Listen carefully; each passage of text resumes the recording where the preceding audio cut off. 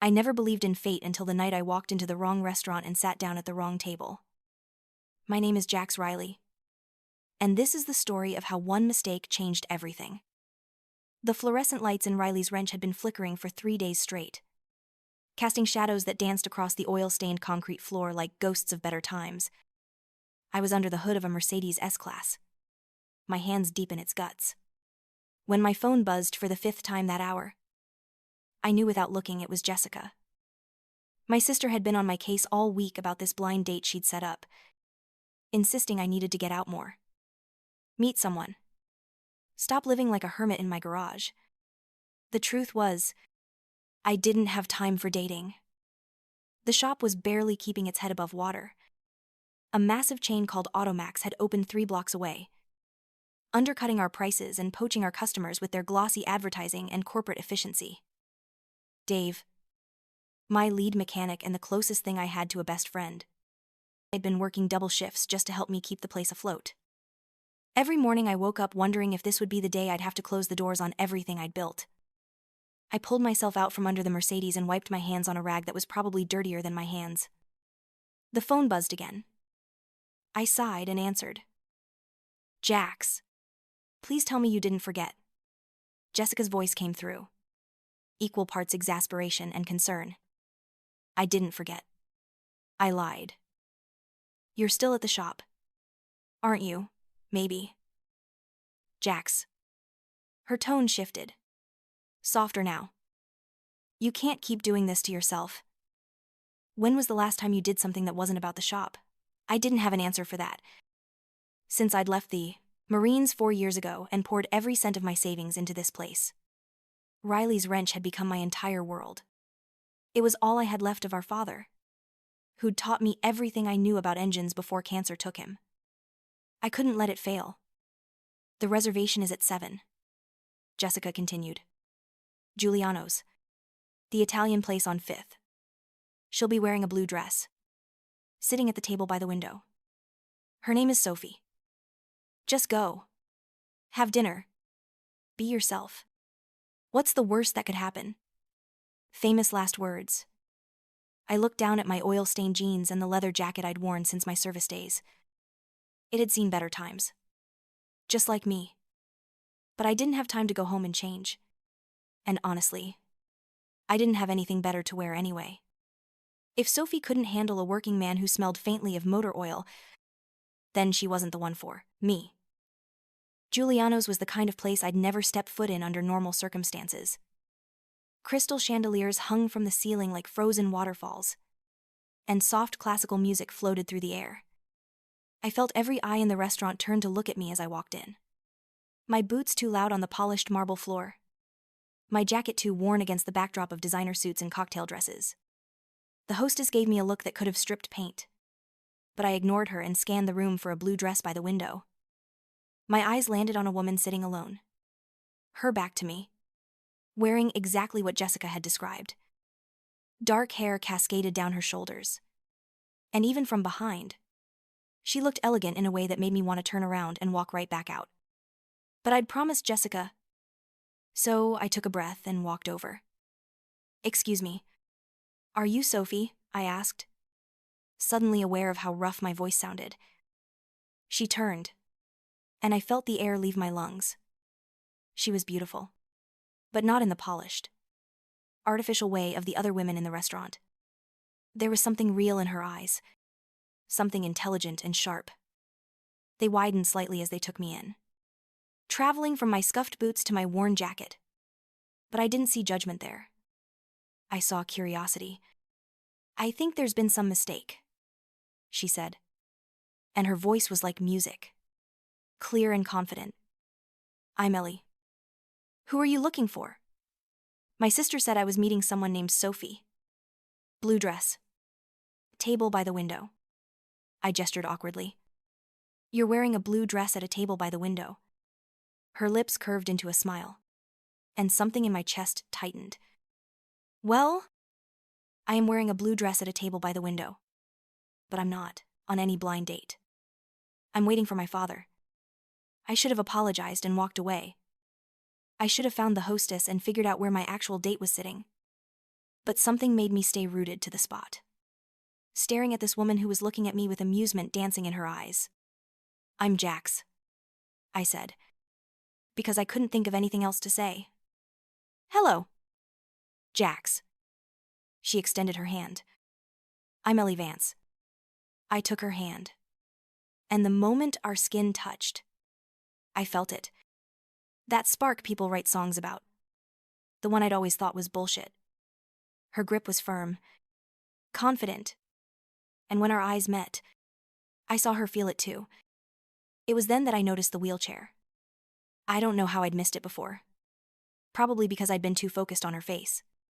But there it was, sleek and modern, positioned carefully beside the table.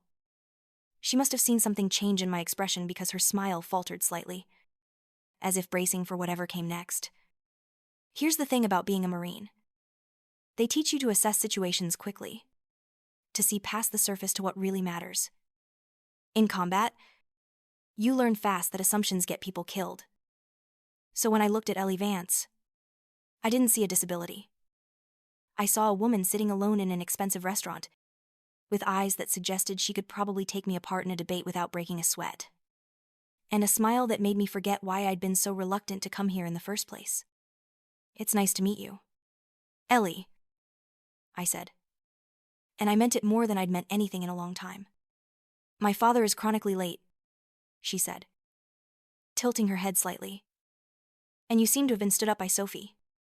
Would you like to sit down? We can be two people who aren't where they're supposed to be. Together." I should have said no. I should have found Sophie, done my duty to Jessica, and gone back to the shop where I belonged. But Ellie Vance was looking at me with those eyes. And suddenly the shop, the bills, the weight of responsibility I carried every day, all of it felt distant and unimportant. "I'd like that," I said, and sat down. The conversation that followed was unlike anything I'd expected. Ellie was brilliant. That much became clear within the first 5 minutes.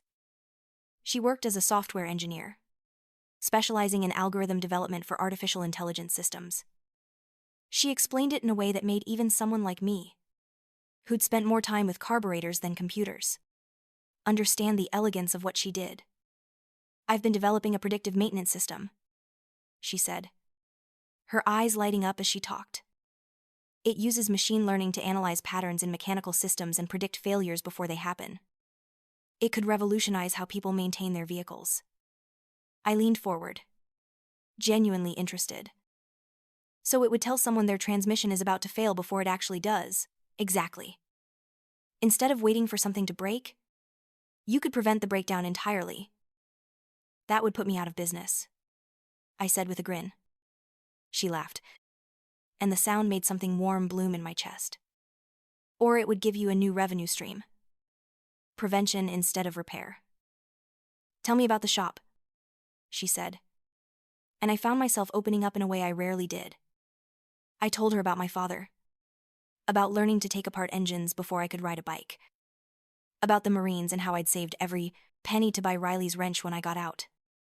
I even told her about Automax and the very real possibility that I might lose everything. "That's corporate warfare," she said, her expression serious. "They're using their capital to price you out. It's not fair." "Life rarely is," I replied, "but I'm not going down without a fight."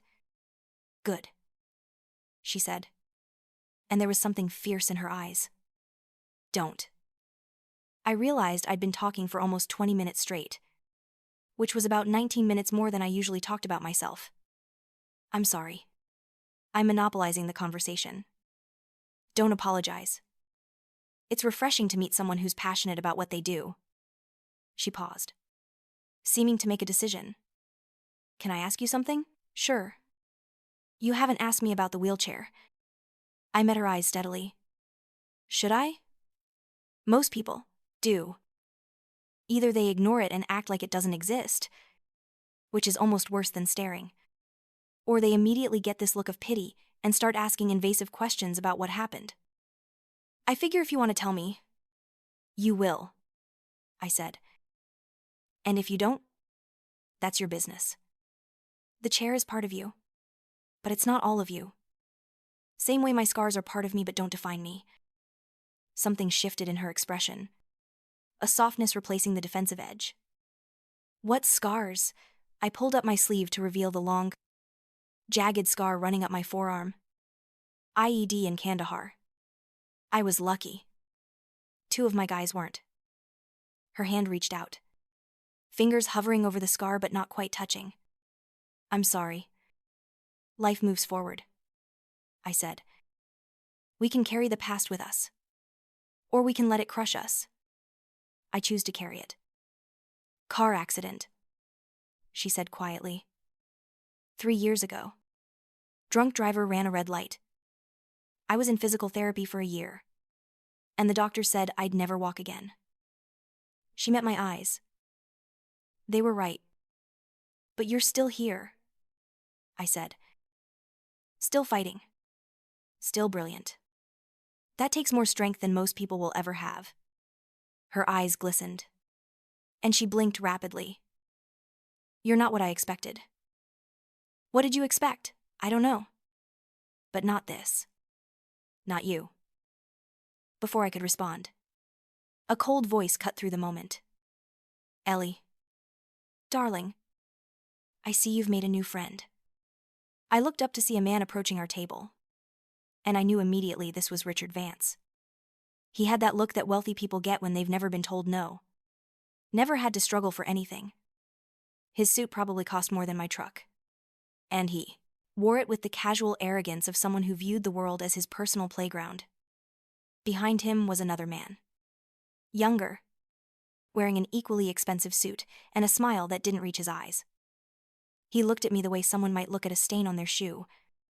Ellie's entire demeanor changed. The warmth drained from her face, replaced by a careful neutrality that broke my heart a little. Father. You're late. Business. Darling. You understand. Richard Vance's eyes swept over me, and I could see him cataloging everything. The worn jacket. The oil under my fingernails that I'd missed. The calluses on my hands. In 3 seconds. He'd sized me up and dismissed me. And who might this be? I stood, extending my hand. Jax Riley. I was just keeping Ellie company while she waited for you. Richard looked at my hand like I was offering him a dead fish. But he shook it briefly. His grip was limp. The handshake of a man who'd never done a day of real work in his life. How fortunate, he said, his tone suggesting it was anything but. What brings you to Giuliano's? Mr. Havani isn't straight. Riley, a case of mistaken identity. Actually, I was supposed to meet someone else. I see. Well, I'm sure you'll want to go find them. Don't let us keep you. It was a dismissal. Pure and simple. But Ellie's hand shot out and grabbed my wrist. Actually, Father, I invited Jax to join us for dinner. The temperature in the room seemed to drop 10 degrees. Richard's smile became fixed. His eyes hard. Ellie, I don't think that's appropriate. Marcus here is joining us, and we have business to discuss. Marcus stepped forward, finally revealing his presence. I'm Marcus Thorne, he said, extending his hand to me with a smile that was all teeth and no warmth. Associate of Richard's. And you are? Leaving, I said, because I could read the room and I knew when I wasn't wanted. It was nice meeting you. Ellie.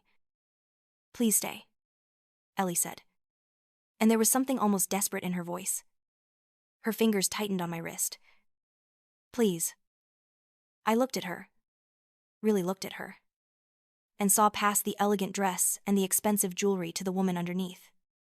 I saw someone who was drowning, who was reaching out for someone, anyone, to throw her a lifeline. And I knew in that moment that I couldn't walk away, no matter how much easier it would be. If Ellie wants me to stay, I'll stay, I said, meeting Richard's gaze steadily. The older man's jaw tightened, but he forced a smile. Of course. Any friend of Ellie's.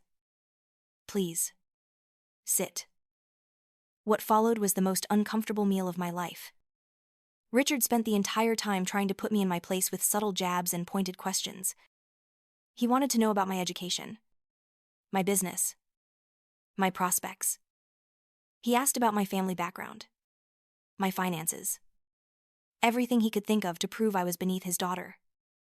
I answered honestly, because I had nothing to hide and nothing to be ashamed of. I told him I'd enlisted in the Marines out of high school because I couldn't afford college. I told him about Riley's wrench, about the struggles we were facing, about the very real possibility of bankruptcy. I didn't embellish or make excuses. This was my life, and I'd be damned if I'd apologize for it. Marcus joined in occasionally, his contributions always wrapped in a veneer of politeness but dripping with condescension. He talked about his hedge fund, his connections, his various properties.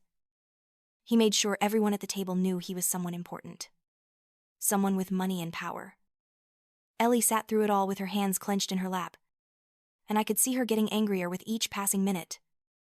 Finally, she'd had enough. "Father, stop it," she said, her voice cutting through Marcus's story about his yacht. "Stop what?" "Darling, stop interrogating Jax. Stop trying to make him feel inferior. Stop treating me like I'm a child who can't make her own decisions." Richard's expression hardened. "I'm simply trying to understand who my daughter is spending time with. Surely you can't fault a father for being protective." "Protective?" Ellie's laugh was bitter. "You're not being protective. You're being controlling. You've been controlling my entire life, especially since the accident.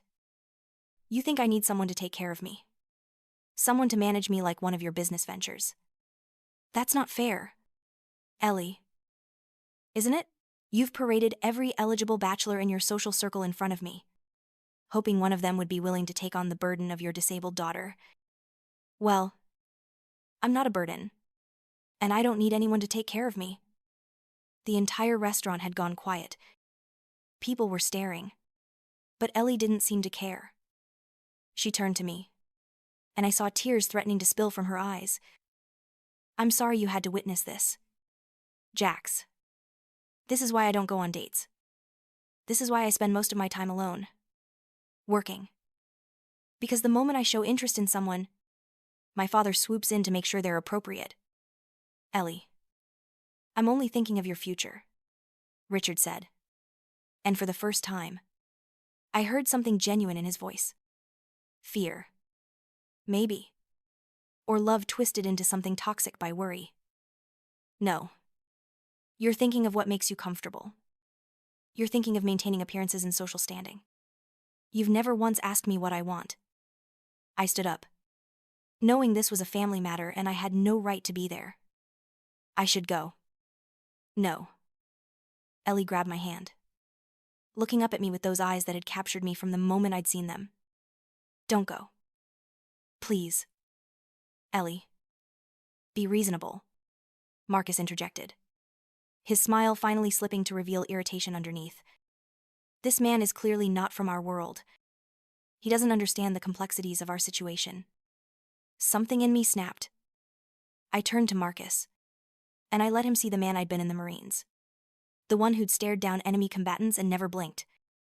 "You're right. I don't understand your world. I don't understand how someone can measure a person's worth by the size of their bank account or the label on their clothes. I don't understand how you can look at someone like Ellie, someone brilliant and strong and absolutely extraordinary, and see her as a problem to be managed rather than a person to be celebrated." I turned to Richard. "And I don't understand how a father can look at his daughter and see anything but pride. She's accomplished more than most people ever will. And she's done it while overcoming obstacles that would have broken lesser people. But instead of supporting her, instead of believing in her, you're trying to package her up and sell her off to whoever fits your idea of suitable." Richard's face had gone red. "How dare you speak to me that way in public?" "I speak the truth. Mr. Vance. Money can buy a lot of things, but it can't buy character. And it can't buy genuine love. If that's too much for you to hear, then maybe you need to take a hard look in the mirror." I looked down at Ellie. I'm sorry. I shouldn't have said that. This isn't my place. Yes, it is, she said quietly. Someone needed to say it. Thank you. I pulled my hand gently from hers. I have to go. But Ellie, if you ever want to talk, or just hang out with someone who sees you for who you really are, you know where to find me. I walked out of Giuliano's with my head high, ignoring the stares and whispers. My phone was buzzing before I even reached my truck. Jessica. No doubt. Wanting to know how the date went. The date? I laughed bitterly. I'd sat at the wrong table with the wrong woman. And somehow it had been the most right thing I'd done in years. 3 days passed, and I threw myself into work at the shop. We'd lost another regular customer to Automax, and the bank was making threatening noises about our loan. Dave caught me staring at the books for the 10th time that morning and sighed. Boss, looking at those numbers isn't going to make them better. I know. I just keep thinking there has to be a way out of this. There is. It's called acceptance. We've had a good run. I'm not ready to give up yet. I know you're not. That's what I love about you. Man, you're too stubborn to know when you're beaten. The bell over the front door chimed, and I looked up, expecting a customer. Instead, Ellie Vance wheeled herself into the shop, looking completely out of place in her designer clothes amid the oil and grime. I dropped the papers I was holding and hurried over. Ellie, what are you doing here? You said I knew where to find you. She replied, looking around the shop with genuine interest. Is this it? Riley's wrench? This is it. Not much to look at. I'm afraid. I think it's perfect. She rolled forward, examining the vintage signs on the wall. The tools hanging in organized chaos. The half-assembled engines on the workbenches. It feels real. Lived in. Loved. Dave had appeared from the back, wiping his hands on a rag and staring at Ellie with unconcealed curiosity. I made quick introductions. Dave. This is Ellie Vance. Ellie. Dave. The Ellie Vance? Dave asked, his eyebrows climbing toward his hairline. The one who told Richard Vance off at Giuliano's? It's all over social media. You're kind of a hero to working-class people right now. Ellie blushed. I didn't realize anyone was filming. Someone always is these days. The video's got like 2 million views. Dave grinned at me. Your boyfriend here comes off pretty good too. Money can't buy character. That's going to be my new life motto. He's not my boyfriend, Ellie said quickly. But she was looking at me when she said it, and there was a question in her eyes. Yet, Dave said with a wink, then mercifully disappeared back into the garage. An awkward silence fell between us. I gestured to my tiny office. Would you like to sit down? Well, I guess you are sitting. But you know what I mean. She laughed, and the tension broke. Yes, I know what you mean. My office was barely big enough for my desk and a filing cabinet, and definitely not designed for wheelchairs. Ellie looked at the space and then at me. This is going to be tight. I can stand out here if you want to go in. Or we could both stand out here and talk like normal people. Works for me. She took a breath, as if steeling herself. I came to apologize. You got dragged into my family drama through no fault of your own. And then you defended me to my father. And I never even got to thank you properly. You don't need to thank me. Everything I said was true. I know. That's what made it so powerful. She paused. My father hasn't spoken to me since that night. He's furious. I'm sorry. I didn't mean to cause a rift between you. You didn't cause anything. This has been building for 3 years. Ever since the accident. He's been smothering me. Trying to control every aspect of my life because he thinks I can't take care of myself. Someone needed to tell him the truth. What about Marcus? Her expression soured. Marcus has been calling nonstop. Apparently, He sees my current estrangement from my father as an opportunity. He's been trying to position himself as the understanding, supportive partner I need. She made air quotes around the last words. It's disgusting. He's bad news. Ellie. I could see it in his eyes. He's the kind of guy who sees people as assets to be acquired. I know. I've known for months. But my father kept pushing him on me. He thinks Marcus would be a good match because he comes from the right family, has the right connections. She looked up at me. After seeing how you reacted to my wheelchair, without pity or discomfort, I realized what I've been missing. Respect. Basic human respect. Everyone deserves that. You'd think so. But it's surprisingly rare in my world. She rolled closer. Jax. I came here for another reason too. I've been thinking about what you said about your shop. About Automax pricing you out. I might be able to help. Ellie. I can't accept charity. It's not charity. It's a business proposition. That predictive maintenance system I told you about, it needs real-world testing. I need a shop that's willing to implement the software and give me feedback. In exchange, I'll license it to you for free. And you'll have a service that Automax can't offer. I stared at her. That's incredibly generous. But your technology must be worth a fortune. Why would you give it away? I'm not giving it away. I'm investing it in someone I believe in. Besides, once we prove the concept here, I can license it to other shops for a substantial fee. You'd be my pilot program. And if your father finds out you're helping me, then he finds out. I'm 26 years old. Jax. I have my own money from my work. My own life. I'm tired of letting him dictate every decision I make. I wanted to say yes. God. I wanted to say yes.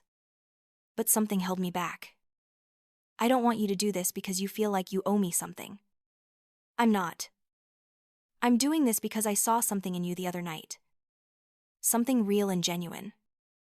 And because when you looked at me, you didn't see Richard Vance's disabled daughter. You saw Ellie. Just Ellie. Her voice dropped to almost a whisper.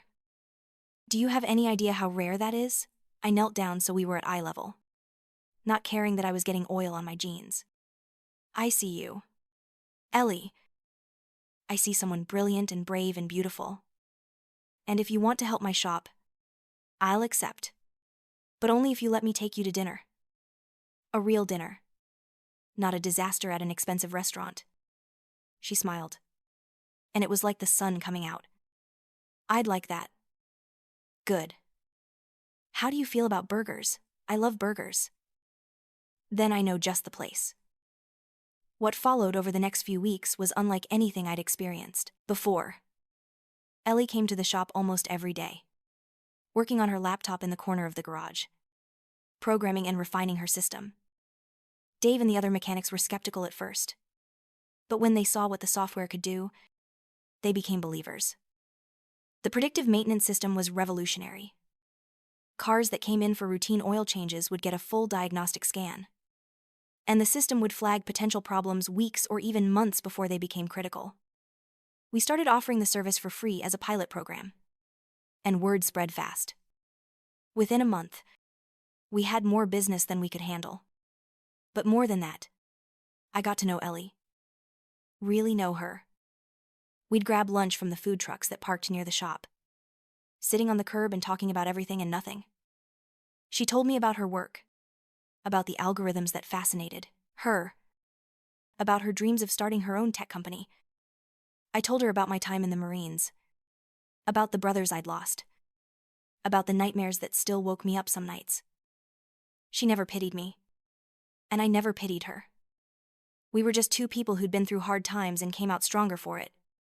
I took her to ball games and street fairs, places where her wheelchair was just part of the scenery and no one cared about who her father was. She took me to art galleries and independent film screenings, expanding my horizons in ways I'd never imagined. We fit together in a way that made no sense on paper but felt absolutely right in reality. The first time I kissed her, we were in the shop after hours. She'd stayed late helping me debug a particularly tricky part of the software.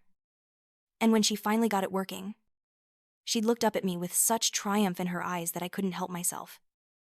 I leaned down and kissed her, and she kissed me back with a passion that made my head spin. When we finally broke apart, both breathing hard, she laughed. "I was wondering when you were going to do that.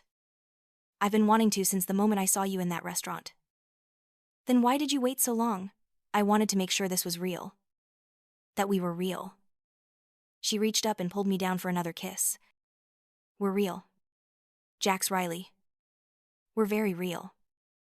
But, of course, reality has a way of intruding on happiness. Richard Vance had been ominously quiet, but I knew that couldn't last. The storm broke on a Tuesday afternoon when Ellie's phone rang with her father's ringtone. She looked at me before answering, and I could see the fear in her eyes. "I have to take this. I'll be right here," she answered. And I could hear Richard's voice through the phone, cold and furious. The conversation was brief and one-sided, with Richard doing most of the talking. Ellie's face went pale, and her hands started to shake. When she hung up, she looked devastated. "He knows. About us. About the software. Everything. He says if I don't stop seeing you immediately, he'll cut me off completely. No more trust fund. No more family support. And he says he'll use his influence to make sure Riley's wrench never gets another loan. Never gets another customer from his network." My blood ran cold. Can he do that? He's Richard Vance. He can do whatever he wants. Tears were streaming down her face now. "Jax, I'm so sorry. I never should have gotten you involved in my mess." I knelt in front of her, taking her hands in mine. "Hey, look at me. This isn't your fault. Your father's a bully, and bullies need to be stood up to. But he'll destroy you. He'll destroy your shop. Then let him try. Ellie, I won't let him control our lives. I won't let him tell us how to feel or who to love." "Love?" she whispered. I realized what I'd said, and I decided to own it. "Yes. Love. I love you. Ellie Vance. I've loved you since you told me to sit down at that table. Since you looked at me like I was someone worth knowing. And no amount of threats from your father is going to change that." She was crying harder now, but she was smiling too. "I love you too. God help me. I love you too. Then we'll figure this out. Together." But figuring it out proved harder than I'd anticipated. Richard Vance was a man of his word, and he used every bit of his considerable influence to make our lives difficult. Banks that had been friendly suddenly became hostile. Suppliers we'd worked with for years started declining our orders or hiking their prices. Customers from the wealthier parts of town stopped coming, scared off by whispers and rumors. Marcus Thorne emerged as Richard's attack dog, spreading lies about me in the shop. He told people I was a con artist, that I was taking advantage of Ellie, that Riley's wrench did shoddy work. He even filed a frivolous lawsuit claiming we'd damaged his car, which tied us up in legal fees we couldn't afford. The stress was taking its toll on all of us. Dave was working 18-hour days trying to keep up with the reduced staff we could afford. Ellie was caught between the man she loved and the father who was waging war against us. And I was watching everything I'd built start to crumble. The breaking point came on a Friday night. I'd been at the shop late, going over the books for the 100th time, trying to find a way out of the financial hole we were in. Ellie had gone home hours earlier, exhausted from another argument with her father. Dave found me with my head in my hands, staring at numbers that didn't add up to survival. "We're going under, aren't we?" he asked quietly. "I don't know, Dave. I honestly don't know. Is she worth it?" I looked up at him, surprised. "What? Ellie? Is she worth losing everything over? Without question," I said immediately. "Without a single doubt." He nodded slowly. "Good. Because I had to ask, and I had to hear you say it. Now I'm going to tell you something. I've got some money saved up. Not much, but enough.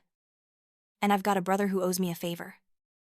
He can get us access to some cheaper suppliers, maybe even some customers his construction company uses.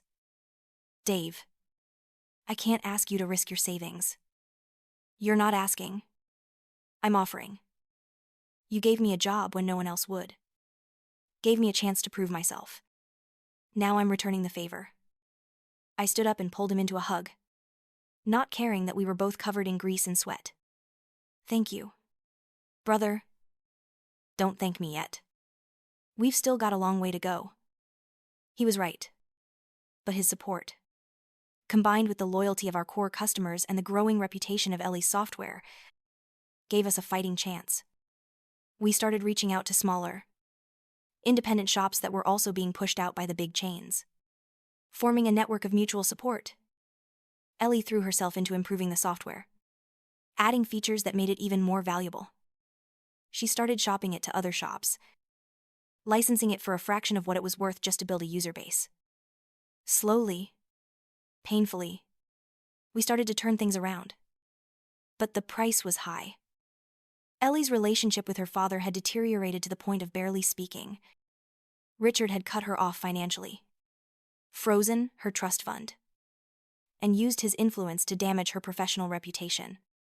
She'd moved out of the family mansion and into a small apartment near the shop, living off her software revenue and refusing to let her father's actions break her spirit. I watched her sacrifice everything for us. For me. And it killed me. You don't have to do this. I told her one night as we sat in my tiny apartment, eating takeout Chinese food. You could go back to him. Make peace. You don't have to give up your whole life. My whole life? She set down her chopsticks and looked at me, with those eyes that still made my heart stop.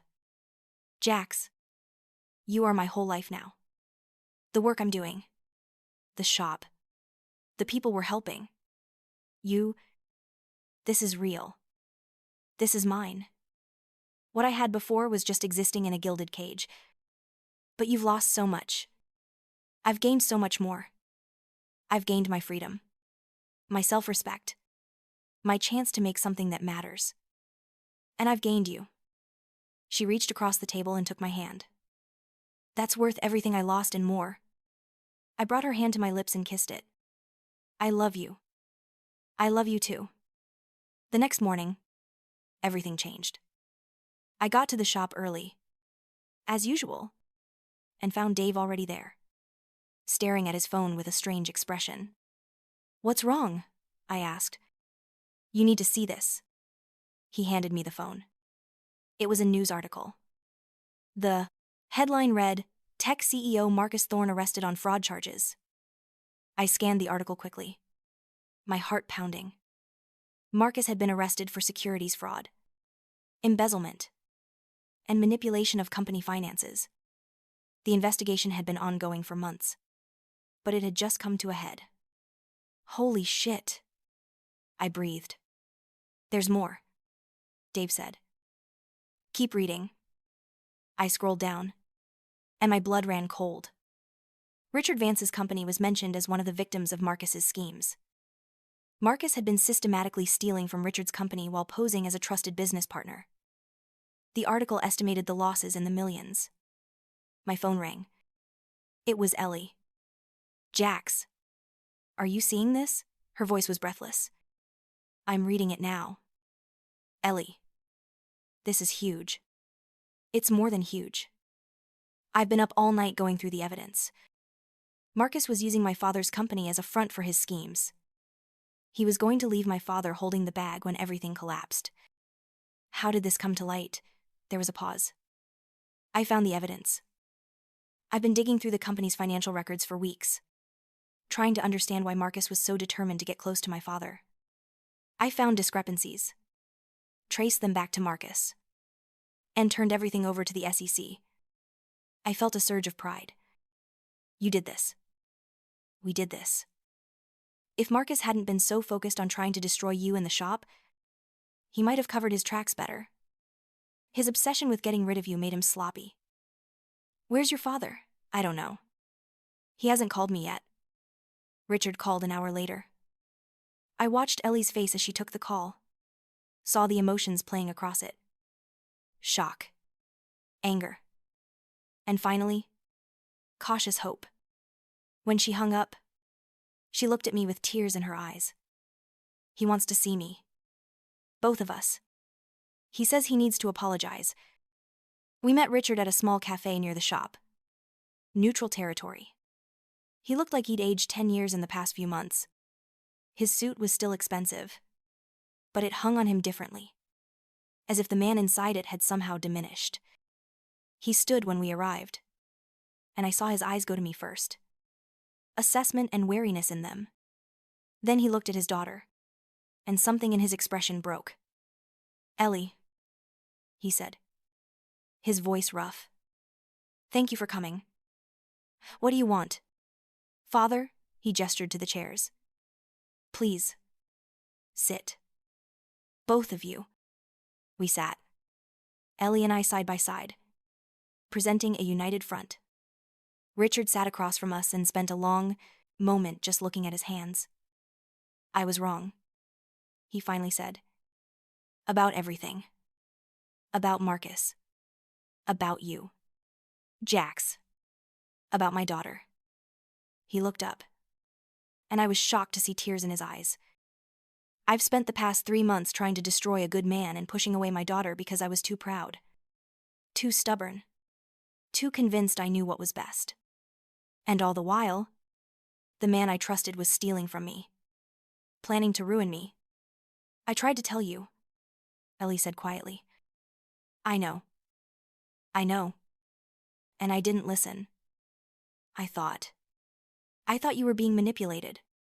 That you couldn't see clearly because of your feelings." He shook his head. "I was the one who couldn't see. I was so terrified of you getting hurt that I drove you away." "Why were you so terrified?" Ellie asked, and I could hear the pain in her voice. "Is it because of the wheelchair? Because you think I'm weak?" "No," Richard's voice was fierce. "God. No. Ellie, you're the strongest person I know. When you had that accident, when the doctor said you'd never walk again, I watched you work through the pain and the therapy with a determination that humbled me. But I also watched you suffer. And it broke something in me. I became so focused on protecting you from any more pain that I lost sight of what you actually needed. What did I need? Freedom. Respect.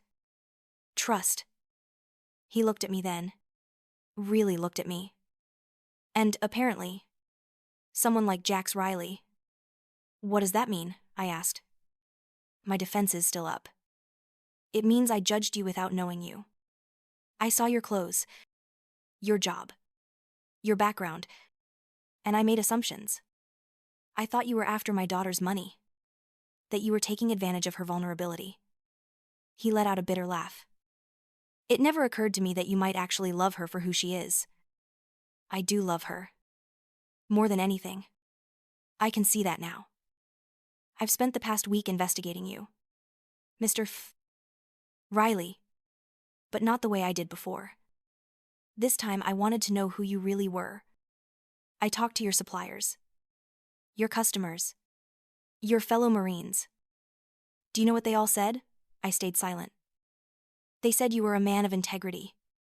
Someone who kept his word. Who stood by his people. Who worked harder than anyone and never asked for credit. They said you were exactly the kind of man any father should be proud to have his daughter with." His voice cracked. "And I tried to destroy you. You did a pretty good job," I said, unable to keep the edge out of my voice. "I know. And I'm here to make amends. If you'll let me." Ellie's hand found mine under the table, squeezing tight. "What kind of amends?" "I've had my lawyers draw up papers. Marcus's lawsuit against Riley's wrench is being dropped with prejudice. I'm also prepared to make a substantial investment in your shop. Mr. Riley, enough to not only save it but to expand it. No strings attached. No control over operations. Just a fair return on investment." I shook my head. "I don't want your money. Mr. Vance." His eyebrows rose. "No? No. If Riley's wrench succeeds, it'll be because we earned it, not because someone bought our success. I looked at Ellie. What I want is your blessing. I want you to accept that your daughter is an incredible woman who made her own choice. And she chose me. I want you to be the father she deserves, not the one who tries to control her. Richard was quiet for a long moment. Then he nodded slowly. You're right. That's exactly what she deserves. And it's what I should have been giving her all along. He looked at Ellie. Can you forgive me? Ellie was crying now, and I reached over to wipe her tears away. I can try, Father. But things have to change. You have to see me as an adult, as your equal, not as someone who needs to be managed. I do. I will. I swear to you, Ellie, I will do better. What followed was not an instant reconciliation. Trust, once broken, takes time to rebuild. But Richard Vance proved true to his word. He backed off, giving Ellie space while making it clear he was there if she needed him. He came to the shop once a week, not to check on his daughter, but to learn about the business, to understand the world she'd chosen. Dave loved having Richard Vance, billionaire businessman, changing oil and rotating tires. This is the best reality show ever, he'd say, watching Richard struggle with a particularly stubborn lug nut. But what surprised me most was how seriously Richard took it. He didn't pretend to be good at manual labor, didn't make jokes about being above it.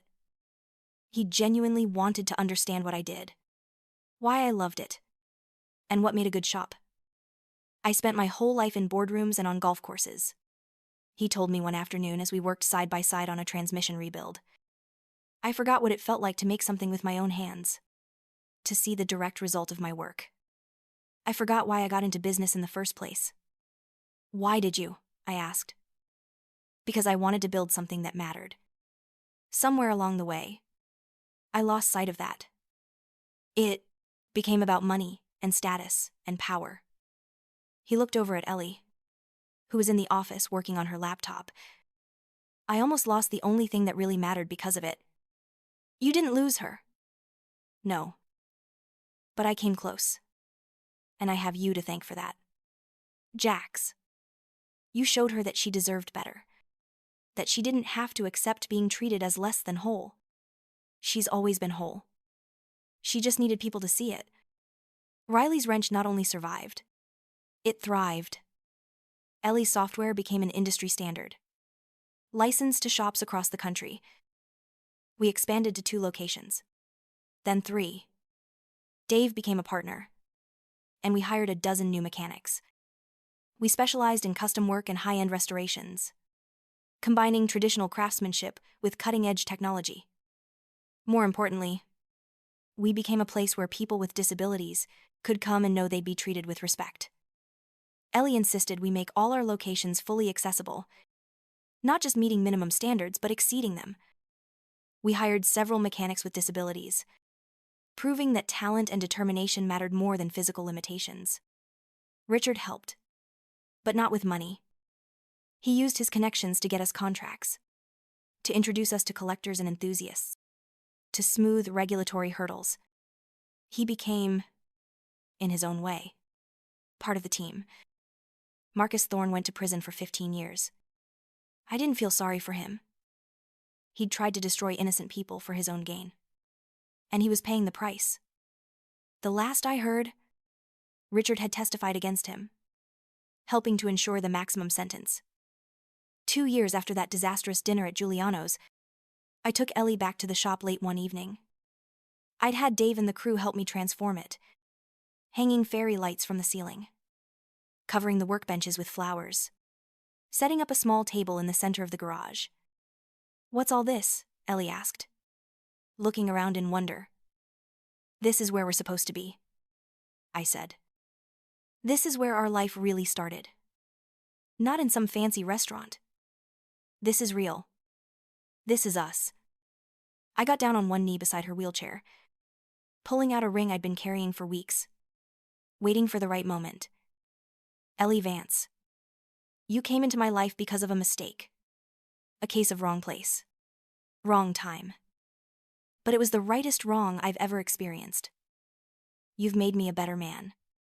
A better business owner. A better human being. You've shown me what real strength looks like. What real courage means. Will you marry me? She was crying and laughing at the same stage. Time. Yes. God. Yes. Jax Riley. I'll marry you. I slipped the ring onto her finger and kissed her. Right there in the shop where we'd built our life together. The wedding was perfect because it was ours. We got married in a small garden ceremony, surrounded by the people who mattered.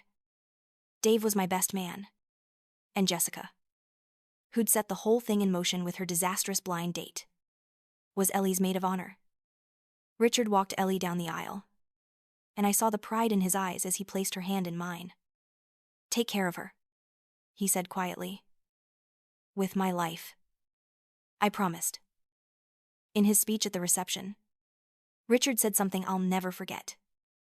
I spent most of my life believing that love was about finding someone perfect. Someone who fit all the right categories and checked all the right boxes.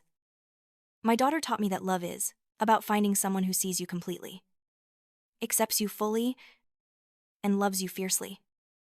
Jax Riley may not be what I would have chosen for Ellie 2 years ago, but he's exactly who she needed, and exactly who she deserves. Thank you, Jax, for loving my daughter the way every father hopes his child will be loved. There wasn't a dry eye in the house.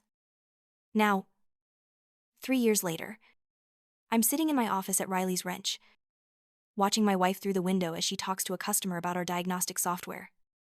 She's laughing at something they said. Her whole face lit up with joy. And I'm struck again by how lucky I am. I never believed in fate until the night I walked into the wrong restaurant and sat down at the wrong table. But now I understand that sometimes the best things in life come from the most unexpected places. Sometimes you have to get lost to find where you really belong. Ellie looks up and catches me watching her. She smiles and waves. And I wave back. Feeling that same tightness in my chest I felt the first night I saw her. We've faced prejudice and obstacles. Fought battles we never should have had to fight. We've dealt with people who couldn't see past her wheelchair or my blue-collar roots. But we've also found a love that's deeper and stronger than anything I ever imagined possible. The shop is thriving. Our relationship is solid. And Richard has become not just a father-in-law but a friend and mentor. Life isn't perfect. We still face challenges. Still have hard days. But we face them together. And that makes all the difference. Sometimes I think about Sophie, the woman I was supposed to meet that night at Giuliano's. I wonder if she ever showed up. If she waited for me. If she's out there somewhere, living her own life. I hope she's happy. I hope she found her own wrong table. Her own beautiful mistake. Because that's what Ellie was. Is it? And always will be. My beautiful mistake. My wrong turn that led me exactly where I needed to be. My proof that the best love stories don't follow the rules. Dave sticks his head into the office. Boss, we've got a classic Mustang coming in for a full restoration. Owner says money is no object. He just wants it perfect. I stand up, ready to get back to work. This is my life now. Working with my hands. Building something that matters. Going home to a woman who makes every day an adventure. Perfect, I say. Let's make something beautiful. Through the window, Ellie catches my eye again and mouths, I love you. I mouth it back. And I mean it with every fiber of my being. I walked into the wrong restaurant, sat at the wrong table, and found everything I never knew I needed. Some people might call that luck. Some might call it fate. I just call it the best mistake I ever made.